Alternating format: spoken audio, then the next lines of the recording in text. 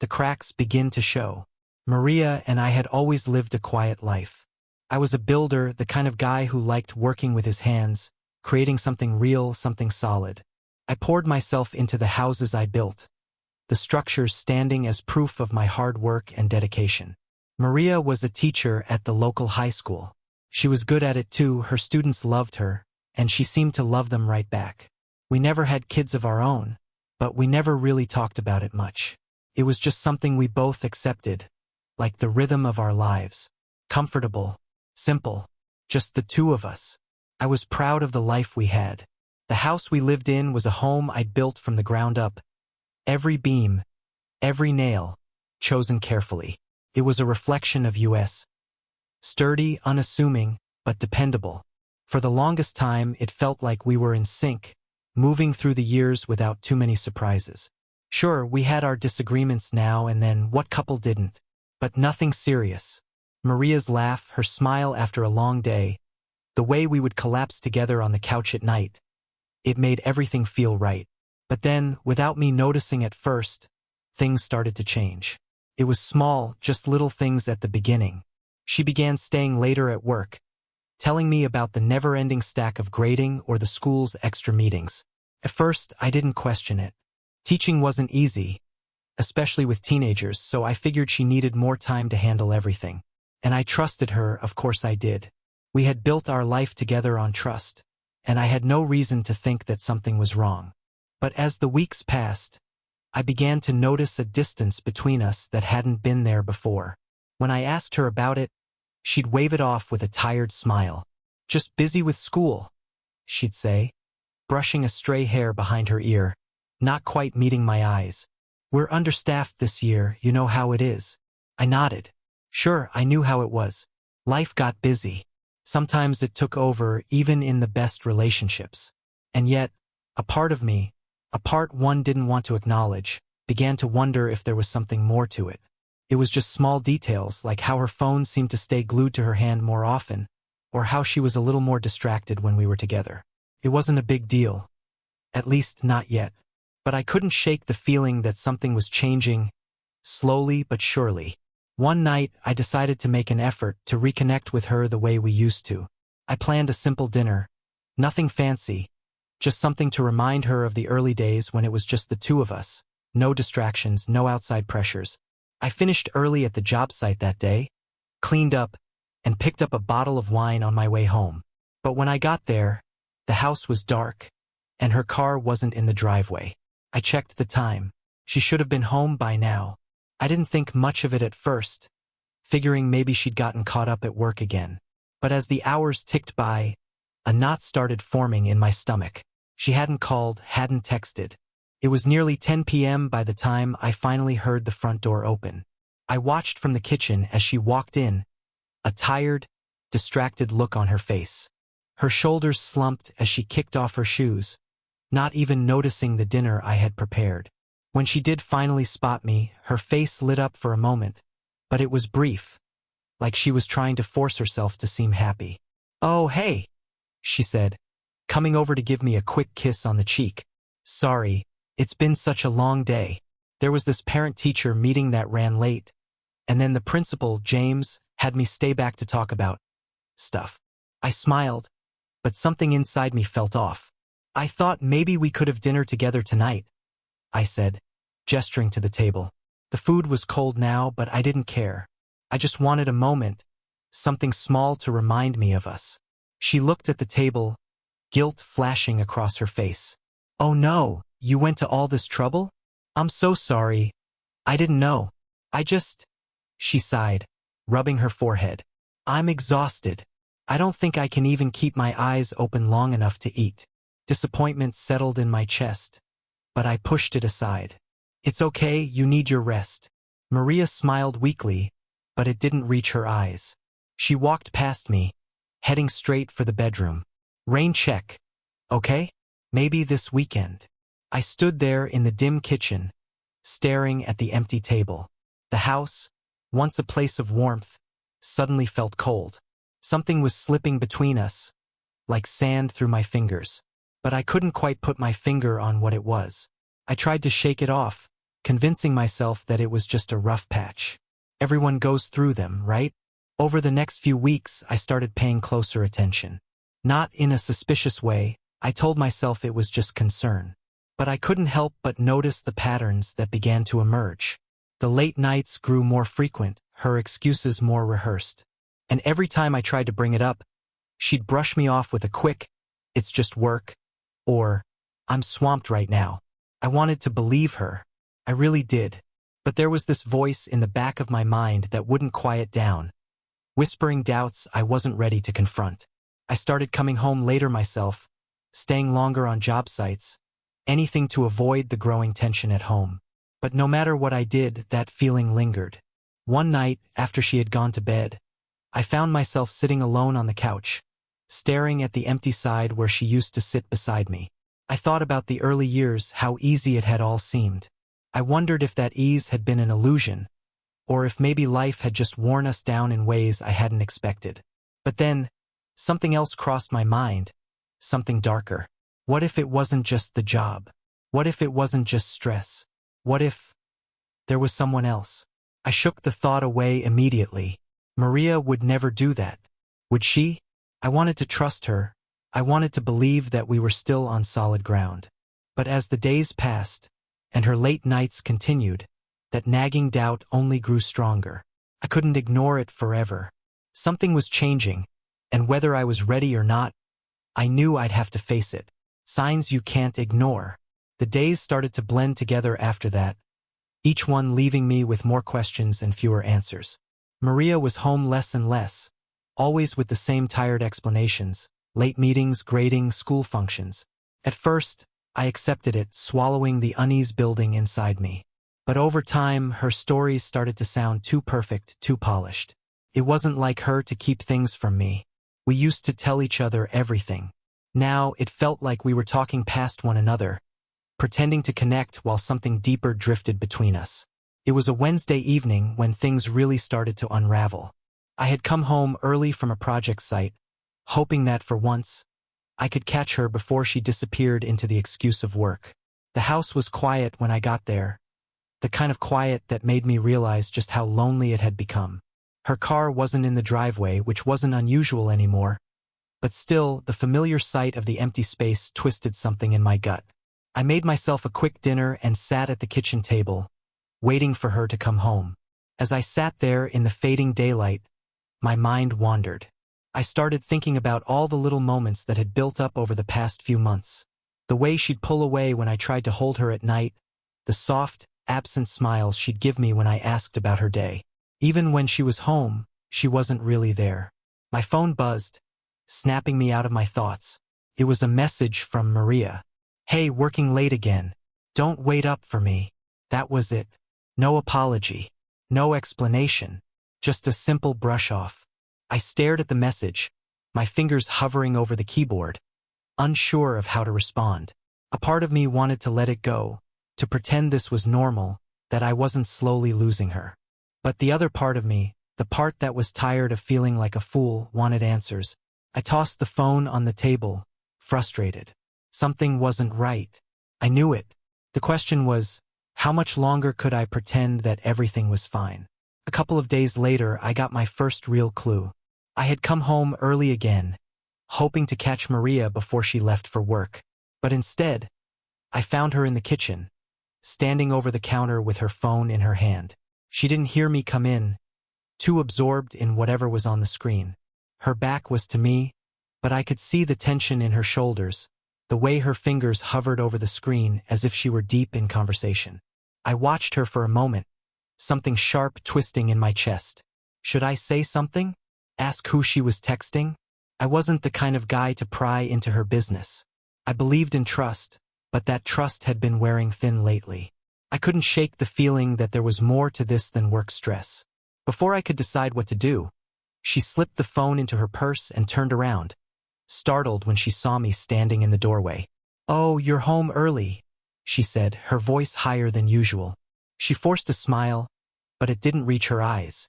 "Yeah, finished up early at the site," I said, trying to sound casual even though my insides were coiling with suspicion. "Thought I'd catch you before you headed out." Maria moved around the kitchen, too quickly, like she was trying to keep herself busy. Sorry, I've got another meeting tonight. The principal's been keeping us all later than usual, and we're prepping for exams. There it was again. Another late night. Another excuse. I nodded, biting back the questions swirling in my head. Right? I said, keeping my voice even. Seems like work's been taking up a lot of your time lately. She paused, her hand on the coffee pot, and looked at me with a frown. What do you mean? I've always been busy around this time of year. You know that. I do, I said, carefully choosing my words. But it feels like it's been different lately, like you're not really here even when you are. Her expression softened slightly, but there was still a guardedness in her eyes that I couldn't ignore. I'm just tired, you know? It's been a rough semester. I nodded, but I couldn't shake the feeling that she was holding something back. I miss you, I said, my voice quieter than I intended. It was the truth. I missed her, missed us, the way we used to be, the way she used to look at me. Maria smiled, but it was that same tired, distant smile I'd seen so often lately. I miss you too. We'll get through this, okay? Just give me a little time. She kissed me on the cheek, quick and mechanical, before grabbing her purse and heading out the door. As I stood there alone in the kitchen, a sinking feeling settled in my gut. This wasn't just a rough patch. This wasn't something that time would fix. Something had shifted between us, and I didn't know how to pull her back. That night, I lay awake, staring at the ceiling, replaying every conversation we'd had over the past few months. The excuses, the late nights, the distant looks. I didn't want to jump to conclusions, but I wasn't stupid. I knew what it all added up to, even if I wasn't ready to say it out loud. There was someone else. There had to be. But the thing was, I had no proof. Just gut feelings and unanswered questions. I didn't want to confront her without knowing for sure, but the thought of her lying next to me night after night, hiding something so big, it made me sick. How long had this been going on? How many times had she looked me in the eyes, knowing she was lying? The next morning, I decided I couldn't live like this anymore. I needed to know the truth, no matter how much it hurt. I didn't want to spy on her, didn't want to be that guy, but she wasn't giving me much of a choice. If she wasn't going to tell me, I'd have to find out myself. He started small. The following week, I dropped by her school unexpectedly during lunch, figuring I'd surprise her with a coffee and maybe catch a glimpse of how she really spent her time. But when I got there, she wasn't in her classroom. I walked the halls, hoping to bump into her, but it was the headmaster, James, who spotted me first. Hey, what brings you here? James asked, smiling like nothing was wrong. Oh, just dropping by to see Maria, I replied, my voice casual, though my heart was pounding in my chest. James' smile faltered slightly. She's not here. She had to step out for an off-campus meeting. I felt the ground shift beneath me. Off campus. I repeated. She hadn't mentioned anything about a meeting that morning when she left for work. Yeah, James said, his tone friendly but a little too smooth. She'll be back this afternoon. I nodded, managing a smile, but my stomach churned with unease. What meeting? And why hadn't she told me about it? As I walked back to my truck, the doubts that had been gnawing at me grew louder. Something was definitely wrong, and now it wasn't just about my feelings anymore. There were too many coincidences, too many half-truths. If she wasn't willing to tell me what was going on, I'd have to find out another way. I drove home that afternoon, the weight of suspicion heavy on my shoulders. I knew this was just the beginning of something darker, something I wasn't ready to face. But I couldn't avoid it anymore. Something was happening behind my back, and it was only a matter of time before I uncovered the truth. Unveiling the secrets. The longer I sat with the suspicion, the more it festered. It gnawed at me constantly while I worked, while I ate, even while I slept. I couldn't shake the image of Maria sneaking around, her eyes full of something other than exhaustion. I couldn't stop replaying that conversation with James, how smooth he'd sounded, how his smile didn't quite reach his eyes. I tried to keep it together, but it was wearing me down. I stopped bringing it up with Maria because each time I did, it felt like we were speaking in code, both of us hiding something, both of us dancing around the truth. But I wasn't sure what the truth even was anymore. I was losing myself in this, losing sleep, losing focus, and slowly I feared losing her. A few nights later, when Maria told me she was staying late again for meetings, I decided to take matters into my own hands. I couldn't stand the not knowing anymore. This time, instead of going home after work, I drove to her school. I sat in the truck, parked a few streets down, watching the building like some kind of detective. Felt ridiculous. What kind of man stalks his own wife? But I had to know. I couldn't live in this limbo anymore. The sun was setting by the time I saw Maria's car pull out of the school parking lot. My heart pounded in my chest as I watched her drive off. And without thinking, I started the engine and followed her. I stayed far enough behind that she wouldn't notice, my hands gripping the steering wheel so hard my knuckles turned white. At first, I thought maybe she was heading to some school event, maybe one she hadn't mentioned in the flurry of her schedule. But she didn't drive to the school district's headquarters or the usual places she went. Instead, she kept driving, past downtown, into a quieter part of the city I wasn't familiar with. The streets grew narrower, more residential, until she pulled into a small parking lot next to a cafe. I parked a block away, my heart racing, and watched her as she got out of the car. Maria wasn't alone. A man stepped out of a black sedan parked a few spaces away. Even from a distance, I recognized him immediately. James, the headmaster. I felt a sharp jolt of disbelief and anger surge through me as I watched them together. They didn't hug or hold hands, but there was something in the way they moved, like they knew exactly how to avoid suspicion, yet still felt drawn to one another. They exchanged quick glances before walking inside the cafe. I sat in my truck, frozen. So it was him, the principal, the man she worked with every day, the man who, in some twisted way, I had trusted because he was part of her world. I wanted to storm in there, demand answers, but I knew I couldn't. Not yet. I needed to see more. I needed to know how deep this went. So I waited. I watched from a distance, my stomach in knots, as they sat together inside, talking in hushed tones over coffee. It was casual, too casual for colleagues, but not quite intimate enough to confirm what I feared most. There were no outward signs of affection, no blatant hand-holding or touching, but there was something in their body language that screamed familiarity. When they finally left the cafe, my hands shook as I followed them again, this time heading farther into the suburbs. Maria's car and James' sedan wound through a quiet neighborhood until they pulled into the parking lot of a small, nondescript motel. My heart dropped, and I felt a wave of nausea wash over me. I watched, unable to move, as they got out of their cars. They exchanged a quick look before heading inside, disappearing through the motel doors. The weight of what I was seeing pressed down on me like a physical force. I had been afraid of this moment, dreading it for weeks, but now that it was happening, it felt worse than I'd imagined. The betrayal wasn't just a theory anymore. It was real, tangible, happening right in front of my eyes. I sat in the truck, staring at the motel entrance, my mind a storm of rage, pain, and confusion. I wanted to burst through those doors, drag them out, and demand answers. I wanted to scream at Maria, to ask her why she had done this to us, to me, but a strange numbness settled over me instead, like I was watching it all from a distance. I didn't know how long I stayed there, but at some point, the sun had fully set, and the motel's neon sign buzzed in the dark, casting an eerie glow over the parking lot. I watched the door of the room they had entered, feeling like a fool for waiting, but I couldn't leave. I needed to see them leave together, to solidify in my mind what I already knew. It was almost midnight when Maria and James finally emerged.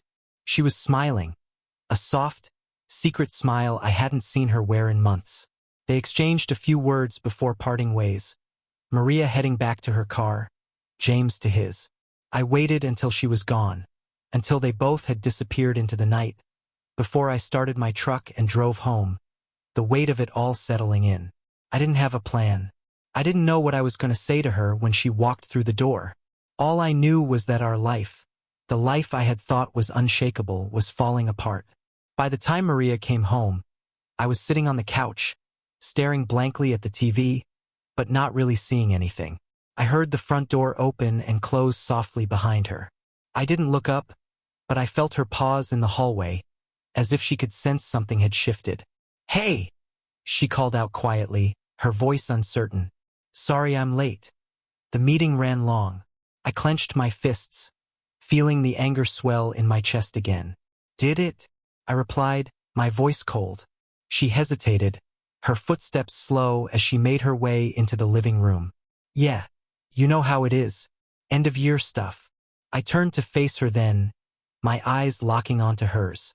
She looked tired, but not the kind of tired she had been faking for months. This was something else, fear, maybe, guilt. "You're lying?" I said, my voice low, the words thick with resentment. Maria froze, her face going pale. What are you talking about?" I stood up, the weight of everything crashing down on me. "I followed you, Maria. I know where you were tonight." Her eyes widened, a mix of shock and panic flashing across her face.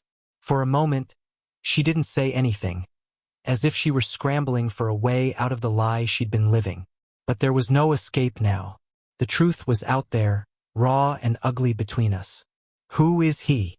I demanded, my voice rising as the anger finally broke free. "How long has this been going on?" Tears welled up in her eyes, but they didn't soften me. She had been crying behind my back for months. For him, while I sat here, building our life, thinking everything was fine.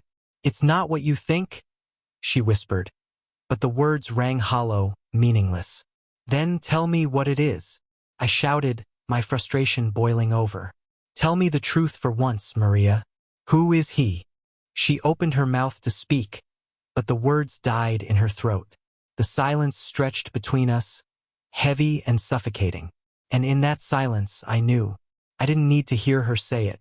I already knew the answer. James. The man I had trusted, the man who was supposed to be nothing more than her colleague. He was the one she had chosen. Without waiting for her to speak, I turned and walked out of the room, the sound of her soft sobs trailing behind me. I didn't have the strength to hear her excuses. Not tonight. Not after what I had seen. I needed to think. I needed space. But most of all, I needed to figure out what the hell I was going to do now that my life had been torn apart. The weight of betrayal. I spent that night on the couch, staring at the ceiling, running through every memory, every moment that led us here. How could it have gotten this far without me seeing it? How had I missed all the signs? I couldn't make sense of it. The woman I had loved for years, the one I thought I knew better than anyone, had been living a life I knew nothing about. I tried to piece it together, but my mind kept circling back to the same brutal truth. Maria had been unfaithful, and our life together was built on a lie. At some point in the early hours of the morning, I must have drifted off. When I woke, the house was quiet. Maria wasn't in bed, and I didn't bother checking where she was. I couldn't face her. I didn't have the strength to pretend that everything was okay. I spent most of the day outside, hammering away at a project I didn't care about, letting the physical work dull my thoughts. It was the only thing that ever worked for me, keeping my hands busy so my mind wouldn't spiral. But even that didn't help much today. I kept thinking about the look on her face when I confronted her. The guilt, the shame, it was there, but there was something else too. Fear, maybe. Fear that I had found out that I wasn't going to forgive her. When I finally came back inside, covered in dust and sweat, Maria was sitting at the kitchen table, waiting. She looked exhausted, her face pale, her hands clasped tightly in front of her. She had been crying. That much was obvious from her red-rimmed eyes. But I didn't feel sorry for her. Couldn't. Not after everything. "Can we talk?" she asked softly, her voice barely above a whisper. I didn't want to talk. I wanted to pack my things and leave, to erase the last few months, the last few years if I could. But instead, I nodded, pulling out a chair across from her. We sat there in silence for a moment, the tension in the air thick and heavy, as if both of us were holding our breath, waiting for the other to speak first. Finally, she broke the silence. "I'm sorry," she said, her voice cracking. I didn't mean for any of this to happen." I clenched my jaw, the anger simmering just beneath the surface. You didn't mean for what to happen, Maria? The affair? The lies? How does something like that just happen? She flinched, but I didn't feel bad. I wanted her to feel the weight of what she had done. It started months ago, she admitted, her voice barely audible. James and we got close. I don't know how it happened. We were spending a lot of time together because of work. And you what? I snapped, my fists clenched on the table. You thought it would be a good idea to start sleeping with your boss? It wasn't like that, she said quickly, her eyes pleading. It didn't start out that way. We were just talking at first. I was stressed and he listened. I don't know when it crossed the line, but once it did, I couldn't stop it. I stared at her, trying to wrap my head around what she was saying. She had crossed a line, and instead of stopping, she had kept going, kept lying. And what about now? I asked, my voice shaking with barely contained rage. Is it still happening? Are you still seeing him? She hesitated, and in that moment of silence, I knew the answer. Yes, she whispered. But I can end it. I swear I can end it. I don't want to lose you. Her words hit me like a punch to the gut. It's too late, Maria. You already lost me the moment you chose him over us. She broke down then, sobbing into her hands, her shoulders shaking with the weight of her guilt. But I couldn't comfort her. I couldn't even look at her. All I could think about was how many nights I had stayed up waiting for her, how many times I had believed her excuses, while she was with him, building a life I wasn't a part of. I don't even know who you are anymore, I muttered, standing up from the table. This isn't something I can forgive. Maria wiped her eyes, looking up at me with desperation. Please don't say that. We can fix this, I know we can. How? I shot back, my voice rising. How do you fix something that's been broken this badly? You lied to me, Maria. You lied about everything. I thought I knew you, but I guess I was wrong. You were sneaking around behind my back, and now you expect me to just move past that. I don't know how to make it right, she said, her voice breaking. But I'll do whatever it takes. I'll leave the school. I'll never see him again. Just, please don't leave me. I wanted to laugh at the irony of it. Now, after months of betraying me, she was asking me not to leave. The urge to walk out the door was overwhelming, but something stopped me. Maybe it was the years we had spent together, the memories of who we used to be before all of this. Maybe it was the fact that I still, in some twisted way, loved her. Or maybe I just wasn't ready to face the truth yet, that our marriage was over. I stood there in silence, the weight of everything crushing down on me. I could feel the walls closing in, the life we had built together crumbling beneath my feet. I needed air. I needed to get away from her, from the house, from the suffocating reality of what she had done. Without a word, I grabbed my keys and walked out the front door. I heard her call after me, her voice desperate, but I didn't stop. I got in the truck and drove, not knowing where I was going, just needing to be anywhere but here. I ended up at a bar, the kind of place I hadn't set foot in for years. It was quiet, dimly lit, with a few regulars hunched over their drinks. I sat at the bar, ordered a whiskey, and downed it in one gulp. The burn felt good, a welcome distraction from the chaos swirling in my head. As the night wore on, I ordered another drink, and then another. The alcohol dulled the edges of my anger, numbing the pain that had taken root deep inside me. I thought about Maria, about the woman she had become, and how different she was from the person I had fallen in love with. How had it come to this? How had we let it fall apart so completely? Halfway through my third drink, someone slid onto the stool next to me. I didn't bother looking up until I heard a familiar voice. Rough night. It was Laura, Maria's younger sister. She looked at me with a soft smile, her eyes filled with concern. Laura and I had always gotten along well. Too well, Maria used to joke. She was younger, more carefree, and she had a sharp wit that could disarm you in seconds. I forced a smile, though it felt more like a grimace. Something like that. Laura studied me for a moment, her brow furrowing. I heard what happened. Maria called me earlier. She's a mess. I scoffed, taking another sip of my drink. She's a mess? I guess she should have thought about that before she started screwing her boss. Laura winced, her lips pressing into a thin line. I'm not here to defend her. Believe me, what she did was wrong. But I wanted to make sure you're okay. I raised an eyebrow at that, surprised by the genuine concern in her voice. I'm not sure okay is the word I'd use. She nodded, her eyes softening. I figured as much. We sat in silence for a while, the noise of the bar filling the space between us. I didn't know why she was here, why she'd come to find me, but it felt good to have someone to talk to, even if it was Maria's sister. Laura had always been different from Maria, less serious, more rebellious. She was the kind of woman who lived life on her own terms, and right now that was exactly the kind of energy I needed. I don't know what to do, I admitted, my voice low. I thought we were solid. I thought we had something real. Laura sighed, shaking her head. I wish I could say something to make it better, but I don't think anything can fix this. I love Maria, but she screwed up. And you don't deserve that. Her words hit harder than I expected.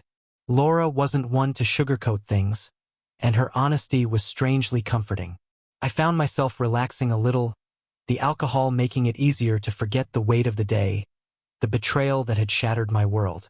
You're a good guy, Laura said, her voice soft. You didn't deserve any of this.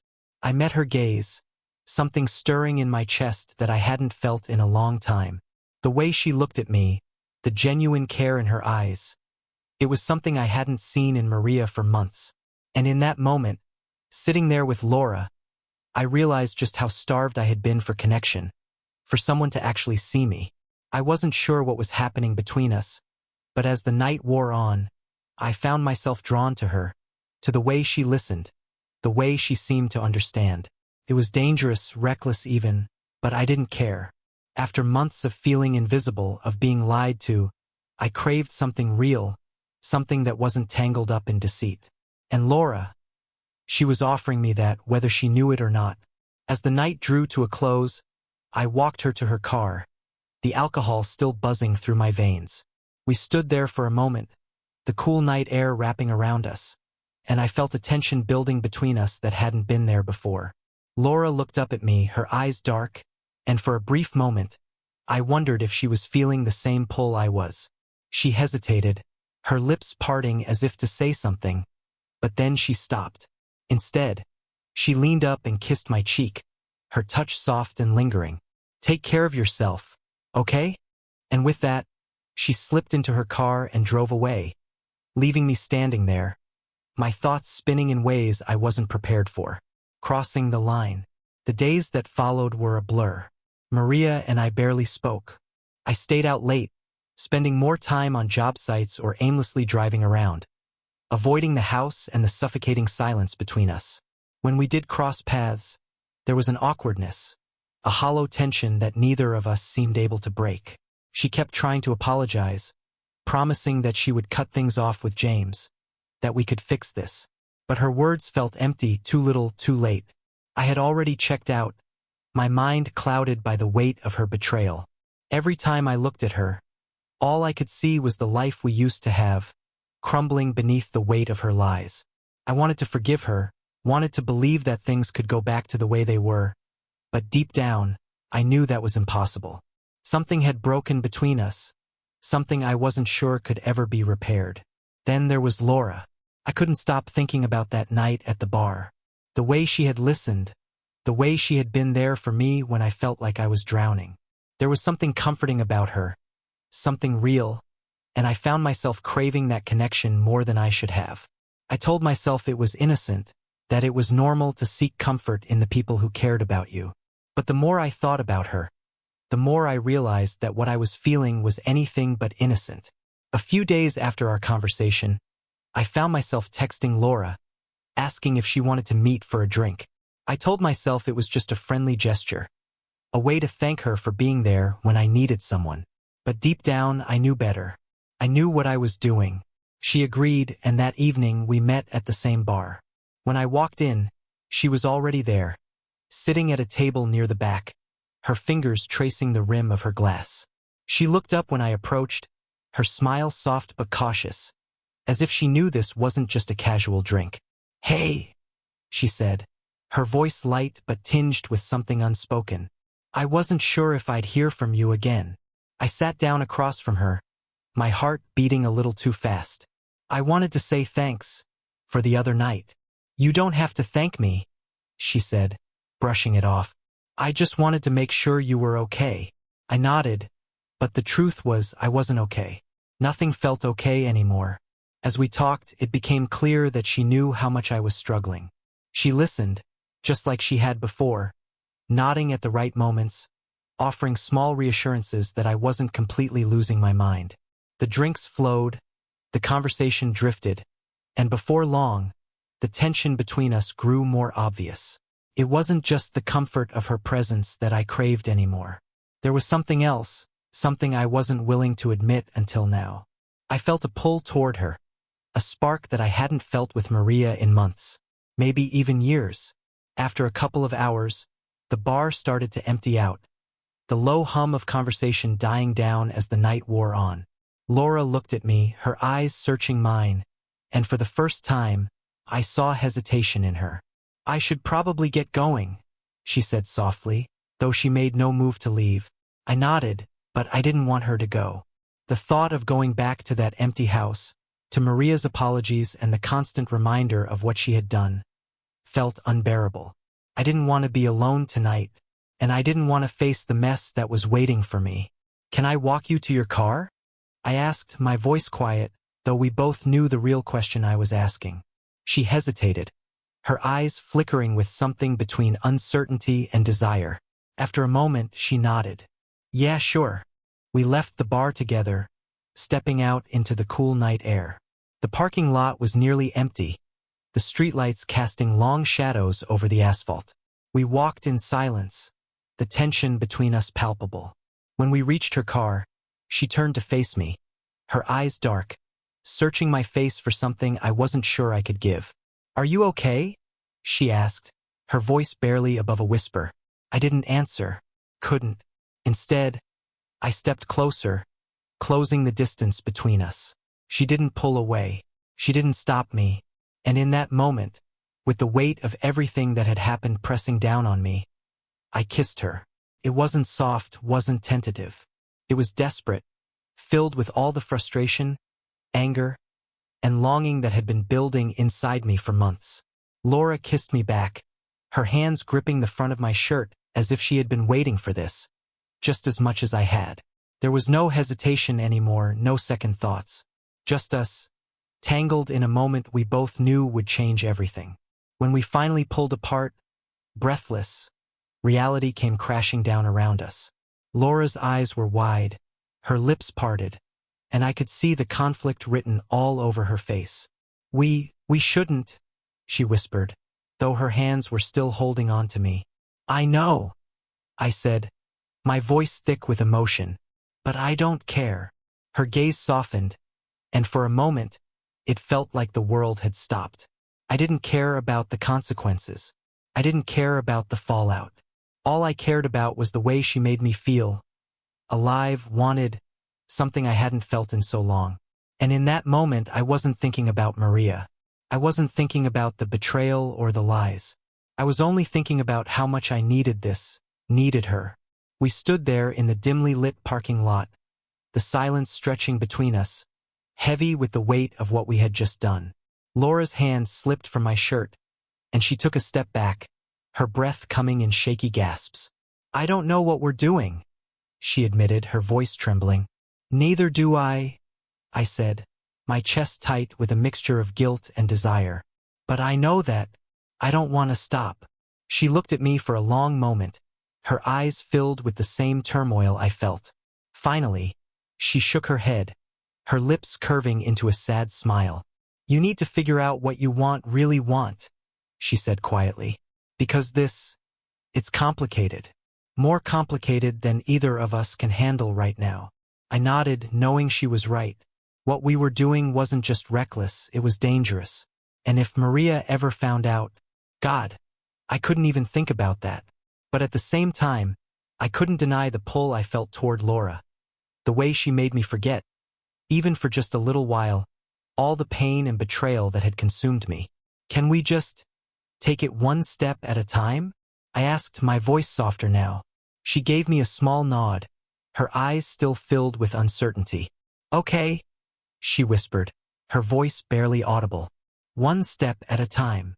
We said our goodbyes, and as I watched her drive away, I felt a heavy mix of emotions wash over me. Guilt, excitement, fear. I knew I had crossed a line, one that I couldn't uncross. And now, the question was no longer about Maria's betrayal. It was about what I was going to do next. I drove home that night, my mind spinning. Laura had been right. This was more complicated than I had ever imagined. But there was no going back now. I had crossed that line, and things would never be the same again. The final betrayal. The days after that night with Laura felt like they passed in slow motion. I was caught in a strange limbo, balancing on the edge of two lives. One with Maria, full of bitterness and betrayal, and the other with Laura, charged with tension and guilt. I tried to go back to normal, to bury everything and pretend that none of it had happened. But the truth was always there, lurking in the background. Maria kept trying to reach out, to fix things, but I couldn't bring myself to engage. Every time she spoke, it was like a reminder of everything I had lost, of everything she had taken from me when she chose James. Even her apologies felt hollow, as though no matter what she said, it could never undo what she'd done. She told me over and over again that it was over with him, that she had cut ties. But I'd seen the lies in her eyes before. Now I couldn't tell what was true anymore. I started avoiding home even more. I stayed late at work, came home only after she had gone to bed, and kept my distance. There was no fight left in me to figure out what came next, no energy to pick up the pieces of our marriage. I was empty, and all the while, Laura kept creeping into my thoughts, her voice echoing in the back of my mind. I knew I was being a coward. I hadn't told Maria about what had happened with Laura, and every day that I kept it to myself, the guilt gnawed at me. How could I confront her about her lies when I was tangled up in my own? But deep down, I wasn't ready to face that truth. I wasn't ready for the wreckage that would follow. One evening, Maria came to me with a look of determination that I hadn't seen in a while. I was sitting at the kitchen table, pushing around a plate of cold dinner I hadn't touched, when she sat across from me. "We need to talk," she said, her voice quiet but firm. "We can't keep going on like this." I didn't look at her. I kept my eyes on the plate, the knot in my stomach tightening. I knew she was right, but I wasn't ready for this conversation. Not yet. "Can't we just get through dinner?" I mumbled, hoping to push off the inevitable. Maria shook her head, her voice trembling. "No, we can't. I'm tired of living like this, of us avoiding each other. If we're going to fix things, if we even have a chance of saving this, we need to talk. We need to be honest." That word, honest, cut through me like a knife. It was all I had wanted from her, and yet, I was holding on to my own lies just as tightly. I couldn't keep doing this. I knew I had to tell her about Laura, but the words wouldn't come. I wasn't ready to admit just how far I had fallen. Maria took a deep breath, her eyes full of tears she was trying to hold back. "I ended it with James. It's over. It was a mistake. One I'll regret for the rest of my life, but I've cut him out. Completely. And I'm willing to do whatever it takes to make this right. But you have to meet me halfway." Her words hung in the air, full of promises and desperation. I wanted to believe her. I wanted to believe that we could find our way back to what we had. But the doubt, the bitterness, it was too much. And now there was Laura, hanging between us like a shadow I couldn't shake. "I don't know if I can do this, Maria," I said, my voice hoarse. "I don't know if I can just pretend that things can go back to how they were." "I'm not asking you to pretend," she whispered, her eyes pleading. "I'm asking you to try, to give us one more chance. Please." My phone buzzed on the table, cutting her off. I reached for it without thinking, and as soon as I saw the name flash on the screen, my stomach dropped. "Laura, can we meet? I need to talk to you." Maria's eyes followed my gaze, her expression darkening. "Who's texting you?" I hesitated for too long, And in that moment, the fragile hope she had been holding onto crumbled. Her face paled, and I could see the realization washing over her, like a slow-motion train wreck she couldn't stop. "Who is it?" she demanded, her voice trembling with something sharper than anger. It was fear. I set the phone down, but it was too late. The damage was done. Maria's voice cracked as she asked, "It's her, isn't it?" I stared at her, my heart hammering in my chest, the walls closing in on me. I had no words, no defense. The truth was hanging in the air, and I could see the pain in her eyes as it sank in. I wanted to lie, to tell her it wasn't what she thought, but what was the point? We had already torn each other apart. "You've been seeing Laura?" Her voice broke with disbelief, her hands shaking. "My sister." I opened my mouth to speak, to try and explain, but no words came. The silence was louder than any excuse I could give. Maria stood up abruptly, her chair scraping across the floor. "How could you?" she whispered, her voice raw with hurt. "How could you do this to me? After everything?" "I didn't mean for it to happen," I said, the words weak and hollow. It just did."